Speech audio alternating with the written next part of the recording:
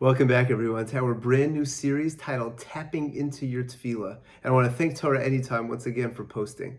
This series is dedicated to Ili Nishmas, my grandmother, Leah Gittel Bas Moshe, in commemoration of her upcoming Shloshim, and may the growth and the inspiration that we experience through these thoughts serve as an aliyah for her neshama. You know, there was an incredible story that was going around after Queen Elizabeth had passed away, in which she was vacationing at her castle in Scotland, the Balmoral Castle, and she was walking around with one of her security officers, and she bumped into two American tourists who clearly did not recognize that she was the Queen of England. And she struck up conversation with them. And they asked, "Where are you from?" And she said, "Well, I live in London, but I happen to have a summer home somewhere around here." And they said, "How long have you been vacationing here?" And she says, "Well, for the last 80 years or so, my family has been coming here." And they said, "Wow, have you ever met the Queen of England?" And she said, "Well, it happens to be this fellow that's with me over here. He sees her all the time." And they said, "Whoa, you see the Queen of England all the time? That's amazing. Can we take a picture with you?" So they asked the Queen of England to take a picture of them with her security officer, and which she did. And after that, he said, "Okay, how about we take a picture with her as well?" They took a picture together with her. They still had no idea who she was. And after that whole encounter, she said, "I would love to be the fly on the wall when they get back home and somebody points out to them that they had taken a picture with the Queen of England." They had no clue who they were talking to. Could you imagine if they understood who they were talking to at that moment? I'm talking to the Queen of England. It would have been a totally different conversation. And this is such an important thought as we talk about tefillah. You know, the Rambam tells us a very interesting halacha. He says that when it comes to the Shmona Esrei, if a person doesn't have kavanah for any of the brachos in Shmona Esrei, he says you're not yotze. But then in a different place, the Rambam says that a person should have kavanah for all the brachos, but if he only had kavanah for the first bracha, so then you're yotze, even if you didn't have kavanah for the others.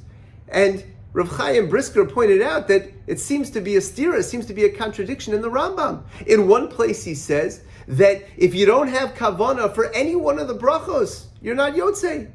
And the other place he says all you need is kavanah for the first bracha. What's going on? And Rav Chaim Brisker answers so beautifully. He says because there's two types of kavanas that a person needs when they go into davening. One type of kavana is what we usually refer to, knowing the Pirush Hamilos, knowing what's going on as far as the words, having proper intent, understanding what I'm saying. He says as far as that's what the Rambam means, that if you had kavana for the first bracha and not for the rest, then you're still yotze, that's okay. If you know the explanation of the first bracha, you're still fine, even if you did not know the explanation of the other brachas. He says, but there's another type of kavana that's even more important that we need to have. And that's the kavana of the recognition of who I'm talking to right now in this conversation. Having a recognition that when I come to daven, I'm having a conversation with the Ribono Shel Olam. I'm actually talking to Hashem. And he says that is so critical that if a person didn't have that kavanah for any of the brachos, then they wouldn't be yotze. Don't worry. Practically speaking, we don't paskin like that Rambam, and you're still Yotzei Shmona Esrei. But the concept that the Rambam is telling us is so critical. When I daven, I'm literally talking to the Ribono Shel Olam.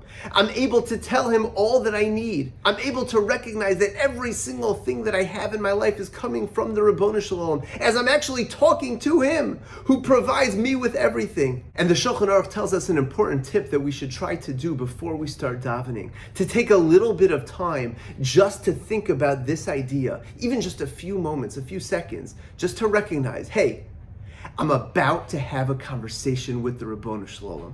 And when we do that, that can transform our entire davening, because we will have the real recognition of what it is that we're doing. We're having a conversation right now with HaKadosh Baruch Hu.